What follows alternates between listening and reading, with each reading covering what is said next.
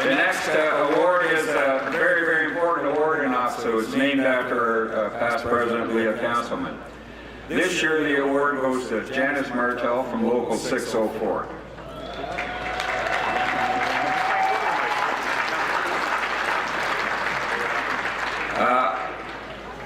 I first met Janice on the phone, I don't know, sort of a year or so ago, I suppose. But Janet has a determination well beyond the average person. Her campaign to bring justice to thousands of miners and their families who were mandated by mining executives to inhale a toxic aluminum dust called McIntyre powder.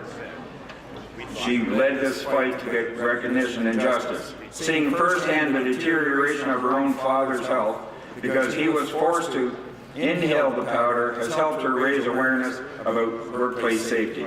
You can imagine the opposition she has faced from the mining industry and the provincial government.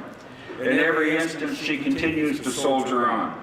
She has never failed to acknowledge the support of OPSEU, and the OPSEU presence is always there in her work, her media appearances, her public information tables, and her letters. Through all of the dedication to this cause, she has been strengthened. She has strengthened alliances between OPSEU and other unions. It is truly, truly an honor to present this award to Sister Janice Martel for all the work she has done on behalf of so many workers who were so wrong and the lack of recognition of that wrong. Sister.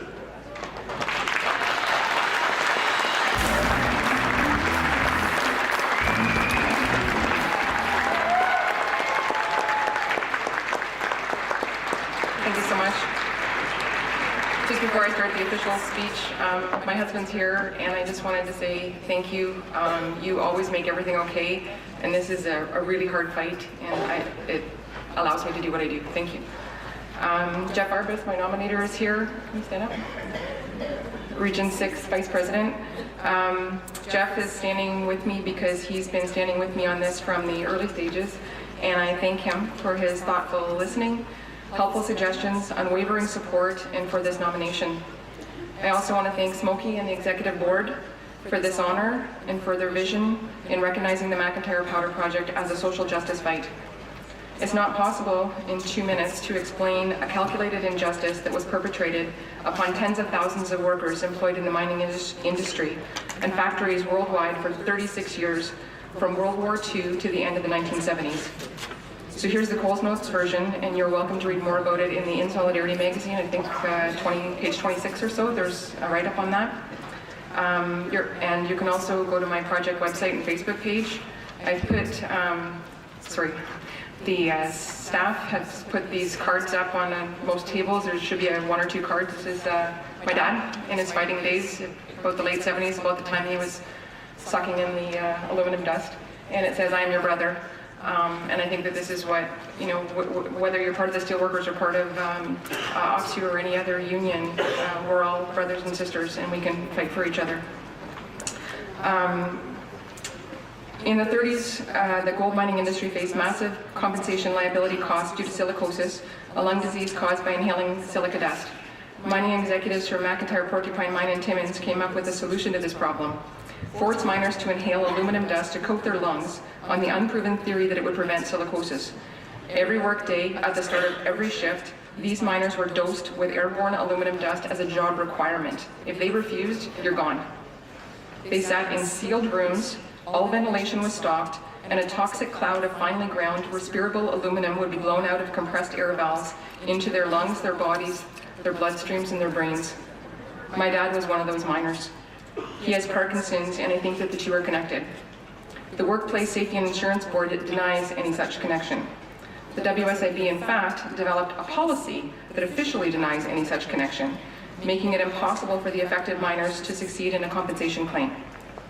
That is not acceptable to me, so I started this thing called the McIntyre Powder Project.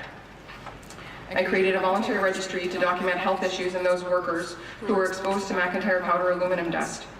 My voluntary registry started actually this day, April 14th, 2015, that went public with one worker, my dad, and has now grown to 235 workers and counting.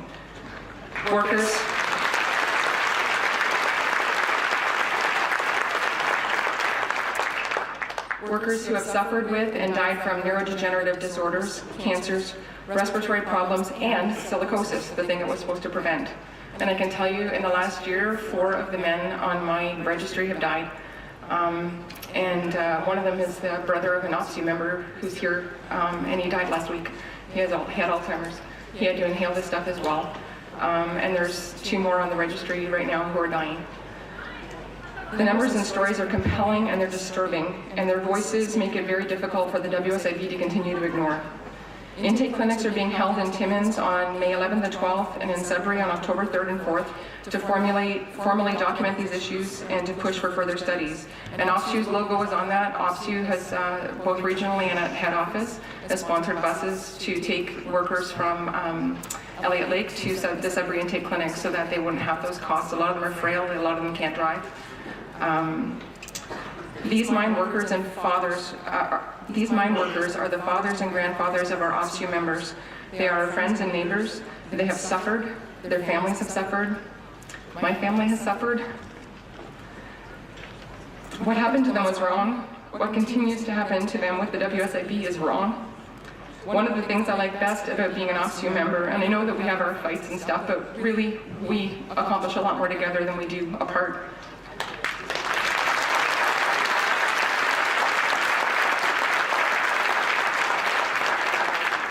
And one of the things I like best is that we are a social justice union. And I would invite you to support the work of the McIntyre Powder Project to help me help these mining families in solidarity with their quest for justice. And a couple of ways you can do that. I have my McIntyre Powder Project website is on here, and I have a Facebook page just called McIntyre Powder Project. If you go to there, I know it sounds really dumb, but if you all liked it at the same time, you would create this, it would go in your news feeds and stuff like that. People would start talking about it, and it's unbelievable. Even though this has happened in sort of Northern Ontario, so Region 6 and Region 7, I've met people from London, people from Toronto, people from across Canada, because this was used worldwide. It was used in Australia. I want to talk to that guy who was here earlier. Give him some stuff to bring back. Educating yourself. Another way you can help educating yourself and others about the McIntyre Powder Aluminum Dust Program. The 5th Estate covered this. They did a beautiful job. And if you go to my website under the links program, they covered it in 1979 and actually shut down the aluminum dust program. At Dome Mine, they stopped it 3 days after the 5th Estate, after doing it for 36 years. And they did a show about my story and my dad's story in January, so both of those links, they're under 20 minutes. If you're at an airport, educate yourself. It's disturbing, this story. If you can take back any of those I Am Your Brother posters, post it in your website, in your workplaces, and on your health and safety boards, that would be great. Many of my OPSEU sisters and brothers have already been so supportive, and I thank you so incredibly much for every Facebook like, every post share, every word of encouragement, for sitting beside me at public events, John Barry, and for bringing this issue into your conversations and consciousnesses. This is a massive, daunting project, and your support gives me strength, and it's more meaningful than you know. Thank you so much.